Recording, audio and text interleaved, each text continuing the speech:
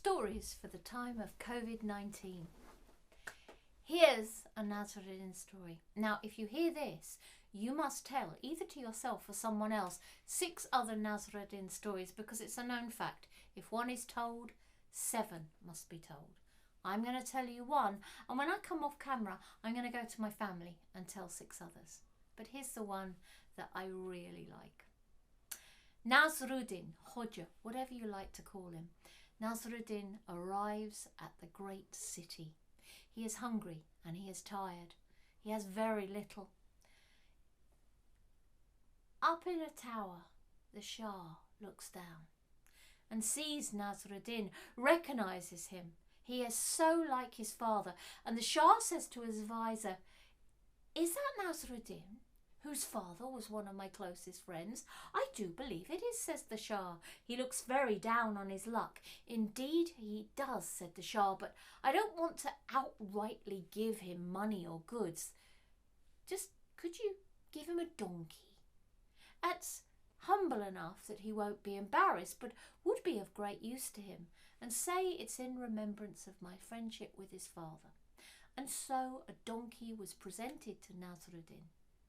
Nasruddin loved that donkey. They were as close as a man and a donkey can be, and for it still to be legal. They went everywhere together. The donkey helped Nasruddin. Nasruddin talked and helped the donkey, and soon they had a little business carrying things, transporting things. There are many stories about that, but they are all other stories for other times. And, well, the years passed, and the years were kind to both of them, and the donkey lived longer than any donkey should normally live. But this too shall pass, and one day the donkey died. Oh, Nasruddin was bereft. He didn't know what to do. He wept, he tore his clothes, he covered himself with dirt and ash and lamented. This was his closest friend, and then he thought, "I cannot just leave him here. I must bury his body." And so it took many hours in the hot sun of dragging that body up to the top of a hill, because he wanted his companion to have the best view. And he dug a grave and he laid stones upon it, and again he sobbed and he wept.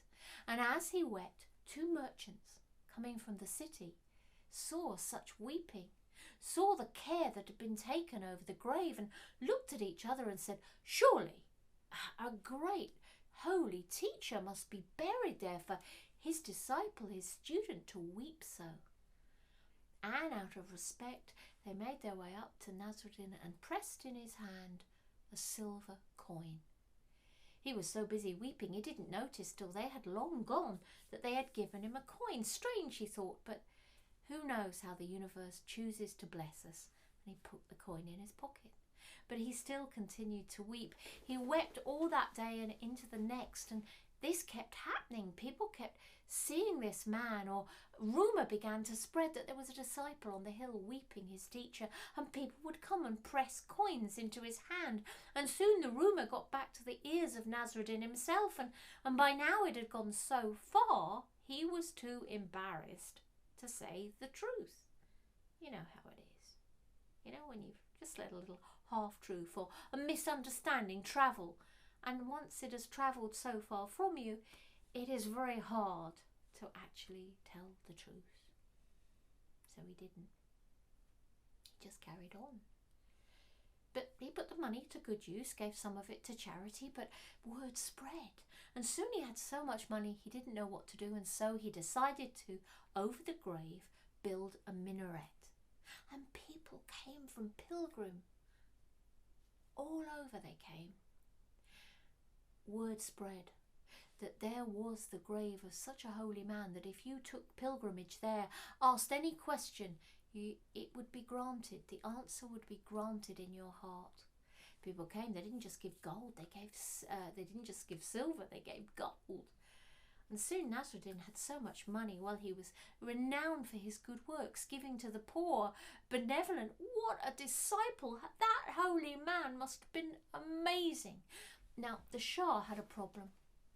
He had heard the rumour of this grave, this shrine, and he too took pilgrimage to it. And imagine his surprise when he noticed that it was Nasruddin at the bottom of the shrine.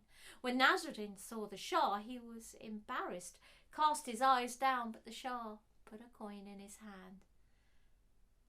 He made his way up, asked his question, came back down, was still a little troubled, and looked at Nasruddin and said, "Please, Nasruddin, I must ask you, what is the name of the holy man that is buried here?" Nasruddin bit his lip. Of all the people in the world, this man had done him such a kindness, he could not lie. "Well, Your Eminence," he said, "I hardly know how to tell you this, but beneath this shrine is buried the body of the ass you gave me." And with that, the Shah had his answer. He threw back his head. He laughed. "Thank you, Nasruddin, thank you," he said. Nasruddin looked puzzled. He was expecting outrage or anger. And to the puzzled look, the Shah replied, "You remember when your father brought you to pilgrimage to my fair city?" "Yes," said Nasruddin. "I shall never forget that great silver shrine." "Indeed," said the Shah, "and beneath that shrine is buried the body of the mother of the ass I gave you." Thank you.